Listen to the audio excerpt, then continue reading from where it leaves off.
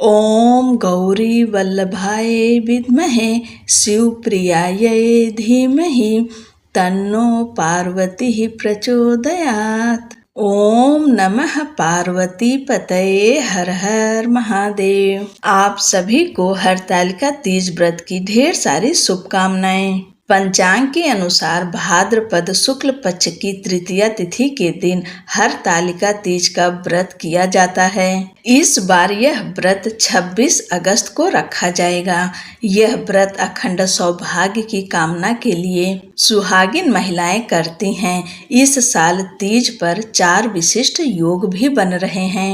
सर्वार्थ सिद्धि, शोभन, गज केसरी और पंच महापुरुष योग बनने से तीज व्रत का महात्म्य और भी बढ़ गया है। इन चारों ही योगों के फल अत्यंत शुभ और लाभप्रद हैं। गज केसरी योग का महत्व विशेष रूप से माना गया है। इस प्रकार की ग्रहीय स्थिति लंबे अंतराल पर बनती है। यह व्रत कठिन होता है क्योंकि निर्जल व्रत रखा जाता है 24 घंटे के लिए। सूर्योदय से लेकर अगले दिन सूर्योदय तक इस व्रत का पालन किया जाता है। उसके बाद व्रत का पारण किया जाता है। भगवान भोलेनाथ की कृपा से आप सबका व्रत निर्विघ्न पूरा हो और आप सबको अखंड सौभाग्य का आशीर्वाद मिले। इसी के साथ में आप सब इस कथा को सुनिए। एक बार भगवान शिव ने पार्वती जी को उनके पूर्व जन्म का स्मरण कराने के उद्देश्य से इस व्रत के महात्म्य की कथा कही थी। श्री भोले शंकर बोले, हे गौरी, पर्वतराज हिमालय पर स्थित गंगा के तट पर तुमने अपनी बाल्यावस्था में 12 वर्षों तक अधोमुखी होकर घोर तप किया था। इतनी अवधि तुमने अन्न न खाकर पेड़ों के सूखे पत्ते चबाकर व्यतीत किए। माघ की विकराल शीतलता में तुमने निरंतर जल में प्रवेश करके तप किया। वैशाख की जला देने वाली गर्मी में तुमने पंचाग्नि से शरीर को तपाया। श्रावण की मूसलाधार वर्षा में खुले आसमान के नीचे बिना अन्न जल ग्रहण किए समय व्यतीत किया।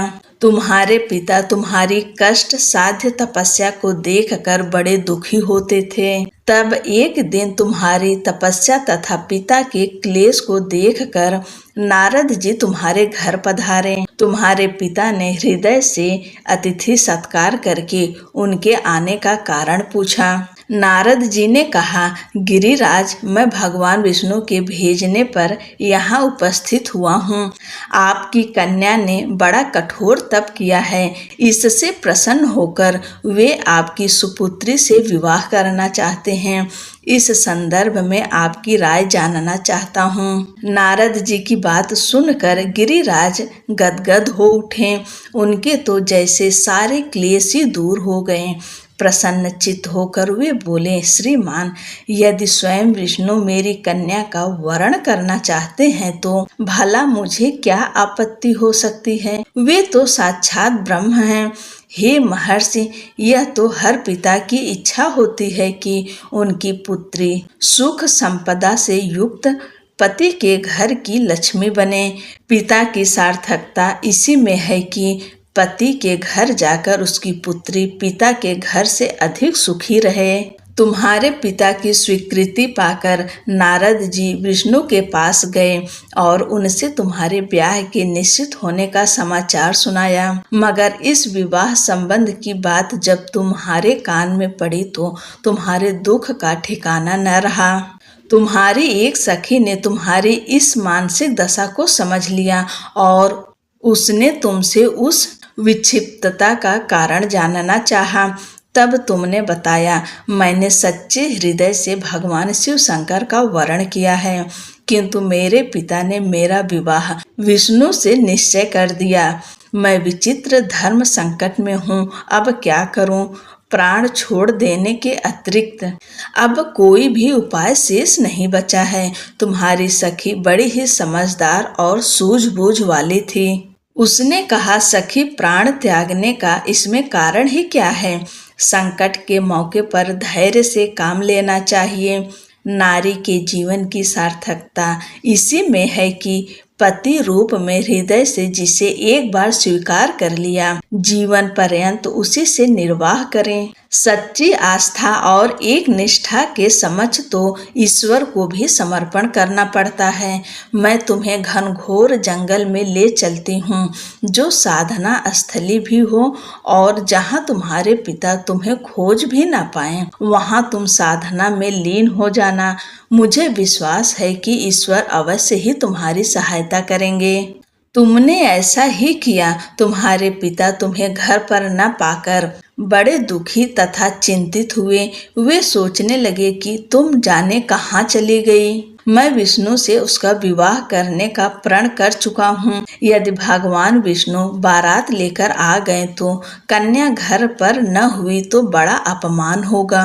मैं तो कहीं मुंह दिखाने के योग्य भी नहीं रहूंगा। यही सब सोचकर गिरिराज ने जोर शोर से तुम्हारी खोज शुरू करवा दी। इधर तुम्हारी खोज होती रही और उधर तुम अपनी सखी के साथ नदी के तट पर एक गुफा में मेरी आराधना में लीन थीं। भाद्रपद शुक्ल तृतीया को हस्त नक्षत्र था। उस दिन तुमने रेत के शिवलिंग का निर्माण करके व्रत किया। रात भर मेरी स्तुति के गीत गाकर जागी। तुम्हारी इस कष्ट साध्य तपस्या के प्रभाव से मेरा आसन डोलने लगा। मेरी समाधि टूट गई। मैं तुरंत तुम्हारे समक्ष जा पहुंचा और तुम्हारी तपस्या से प्रसन्न होकर तुमसे वर मांगने के लिए कहा। तब अपनी तपस्या के फल स्वरूप मुझे अपने समक्ष पाकर तुमने कहा, मैं हृदय से आपको पति के रूप में वरण कर चुकी हूँ। यदि आप सचमुच मेरी तपस्या से प्रसन्न होकर आप यहाँ पधारे हैं तो मुझे अपनी अर्धांगिनी के रूप में स्वीकार कर लीजिए।